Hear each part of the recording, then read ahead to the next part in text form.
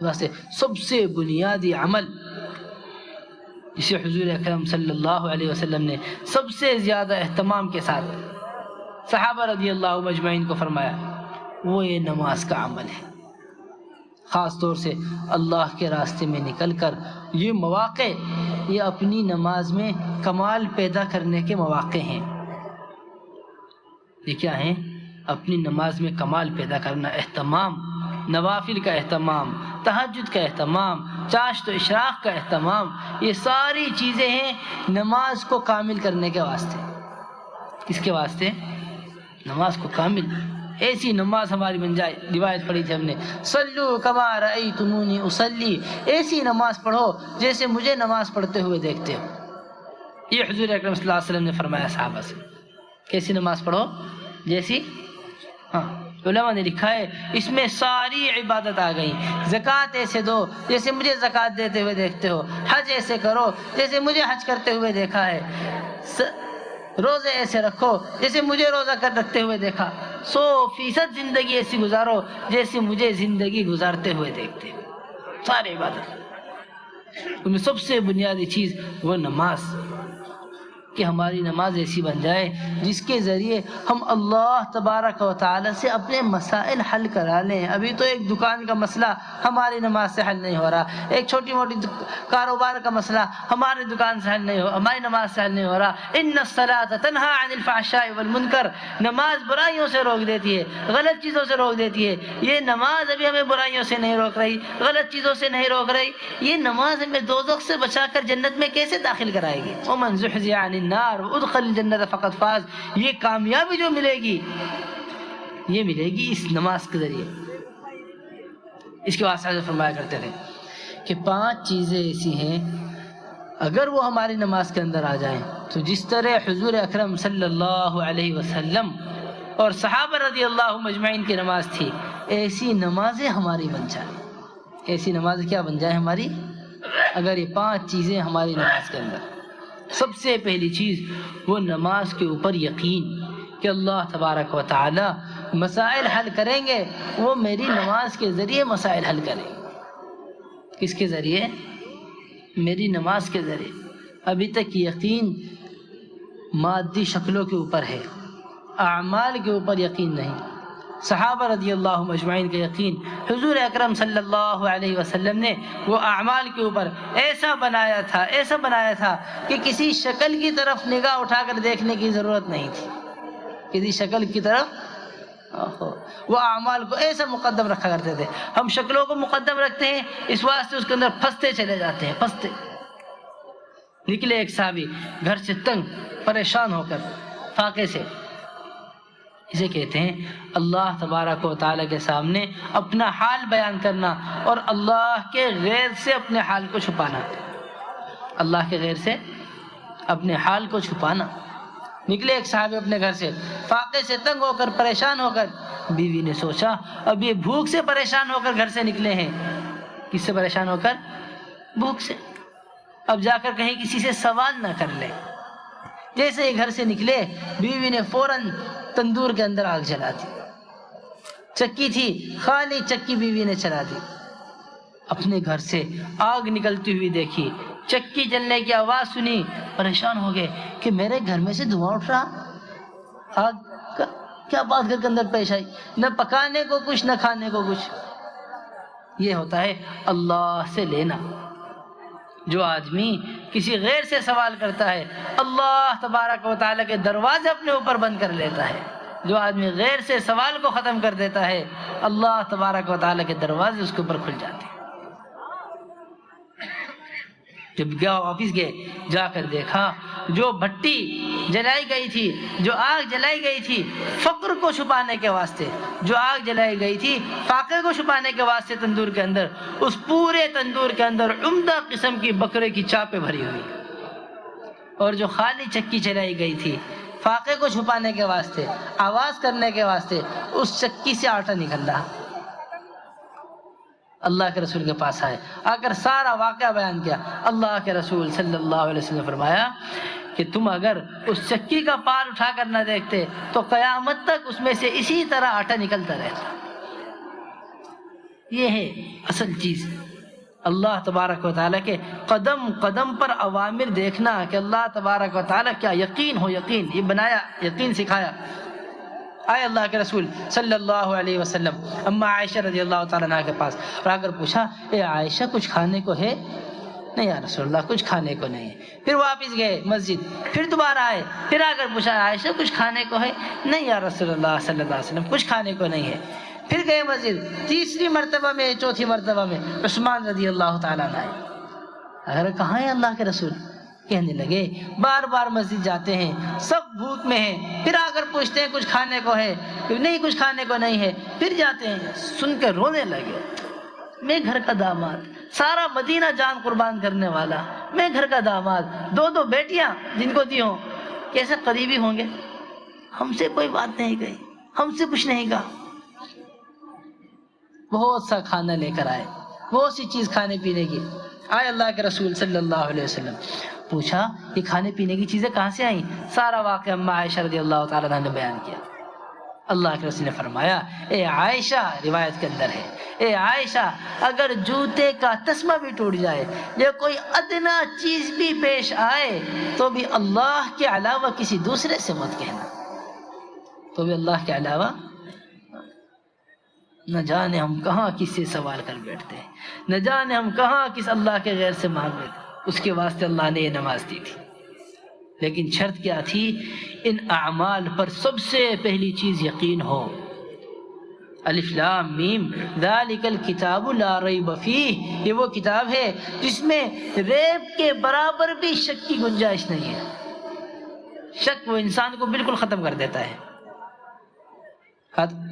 انس رضی اللہ تعالیٰ عنہ اپنی زمین پر بیٹھے ہوئے، اسے کہتے ہیں یقین نماز کے اوپر، 2 رکعت نماز پڑھی، اللہ سے دعا کی اے اللہ بارش چاہیے، بارش نہیں ہوئی۔ پھر 2 رکعت نماز پڑھی، اے اللہ بارش چاہیے، بارش نہیں ہوئی۔ پھر 2 رکعت، ہر دفعہ غلام کو بیٹھ جاؤ، دیکھ کے جاؤ آسمان پر بادل آئے نہیں، ایسا ہو ہی نہیں سکتا۔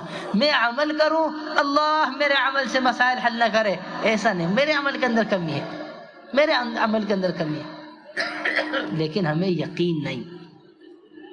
مشین ہوتی ہے نا، مشین، پانی نکالنے کی مشین ہے زمین سے، گھر میں کوئی کام کرنے کی، ان مشینوں کے اوپر مستقل عمل کی وجہ سے ایسا یقین بن گیا، ایسا یقین ہمارا نماز کے اوپر نہیں ہے۔ مثال کے طور پہ پانی نہیں نکل رہا مشین سے، مشین کو دکاندار کے پاس بھیجے گا، کوئی یہ نہیں کہے گا کہ آج سے موٹروں نے زمین سے پانی نکالنا بند کر دیا، نہیں، یہ بات نہیں ہے۔ ہمارے موٹر کے اندر کچھ کمی ہے، اس واسطے ہمارا موٹر زمین سے پانی نہیں نکالنا۔ ہماری فلاں چیز کے اندر کمی ہے، اس واسطے یہ کام نہیں ہو رہا۔ لیکن کبھی ہم اس بات پر غور نہیں کرتے ہماری نماز کے اندر کیا کمی ہے،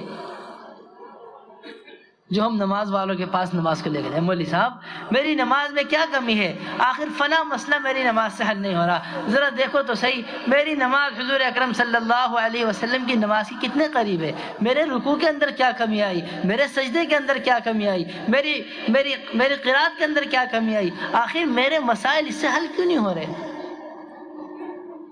یہ سا یقین نماز کے اوپر۔ دوسری چیز فرمایا کرتے تھے، 5 چیزیں حضرت فرماتے تھے۔ نمبر 1 یقین نماز کے اوپر، نمبر 2 دھیان نماز کے اندر، نمبر 2 کیا ہے؟ دھیان، ایسا دھیان نماز کے اندر ہو کہ اللہ کی غیر سے بالکل کٹ کے اللہ تبارک و تعالی سے مل جائے، یہ دھیان۔ 2 صحابیوں کو اللہ کے رسول صلی اللہ علیہ وسلم نے حراست کے لیے بھیجا، حفاظت کے لیے۔ دونوں نے ویسے طے کر لیا کہ ایک نماز پڑھے گا، ایک آرام کرے گا۔ نماز کے واسطے کھڑے ہوئے، سورہ کہف پڑھنی شروع کی، ابھی پڑھنی شروع ہی کی تھی سورہ کہف کہ اتنے میں تیر لگا کر نکال کے پھینک دیا، پھر تیر لگا، پھر نکال کے پھینک دیا۔ پھر ساتھی لیٹے ہوئے تھے، نماز پوری کر کے انہیں اٹھایا اور کہنے لگے کہ اللہ کے رسول نے فرمایا تھا صلی اللہ علیہ وسلم اگر کوئی بات پیش آئے تو اپنے دوسرے ساتھی کو جگا دے، دوسرے ساتھی کو بتا دے، اس واسطے میں نے تمہیں اٹھا دیا، ورنہ سورہ کہف پڑھنے میں ایسا مزہ آ رہا تھا، میرا جی نہیں چاہ رہا تھا نماز چھوڑ کر میں کسی اور کام میں لگا۔ اسے کہتے ہیں دھیان۔ حضرت فرماتے تھے تیسری چیز نماز کے اندر اخلاص ہو. نماز کے اندر کیا ہو؟ اخلاص، کہ میری نماز صرف اور صرف اللہ کو راضی کرنے کے لیے ہے، نہ مجھے اس سے جنت چاہیے نہ دوزخ چاہیے. جب اپنی نماز سے جنت نہ چاہیے ہو تو پھر دنیا کیسے چاہ سکتی ہے؟ حضرت ہمارے فرما رہے تھے کہ جب بقا رہنے والی جنت کے واسطے عبادت نہیں ہے تو پھر فنا ہونے والی دنیا کے واسطے عبادات کیسے ہو سکتی ہے؟ جب بقا رہنے والی جنت کے واسطے کیا نہیں ہے؟ عبادات نہیں ہے، تو پھر فنا ہونے والی.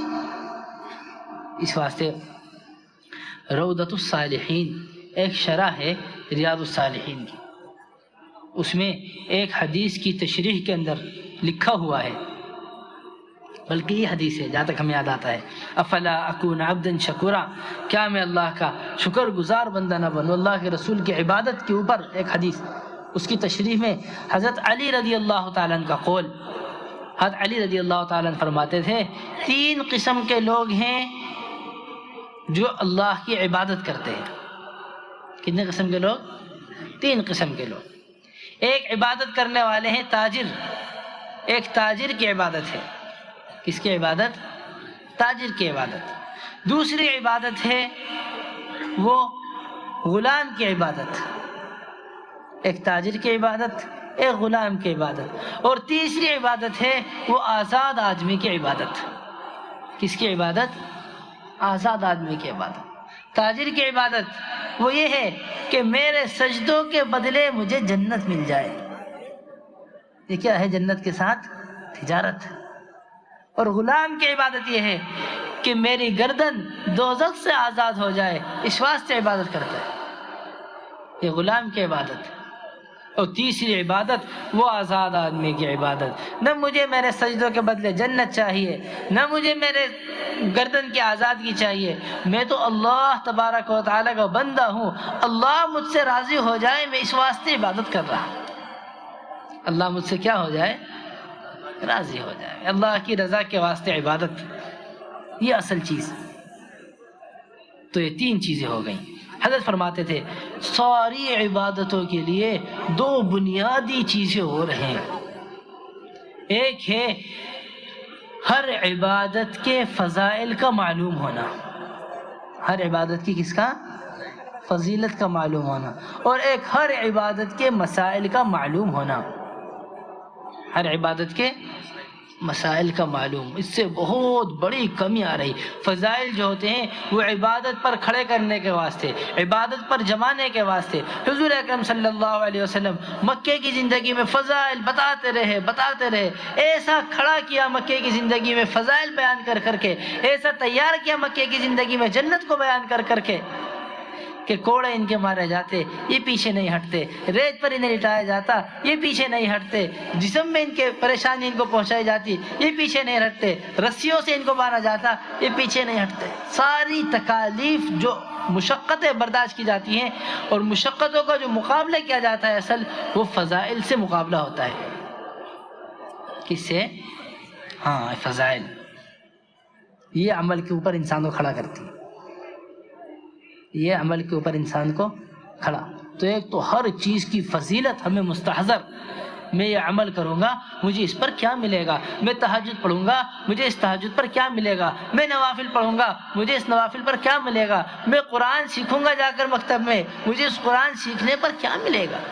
یہ بہت بنیادی چیز ہے. اور دوسری چیز وہ مسائل ہیں. مسائل کے علم کا معلوم ہونا یہ بے انتہا ضروری، اور اس کے واسطے اہل علم سے تعلق کا پیدا کرنا یہ اصل چیز ہے. اللہ تبارک و تعالیٰ کا بڑا فضل ہے.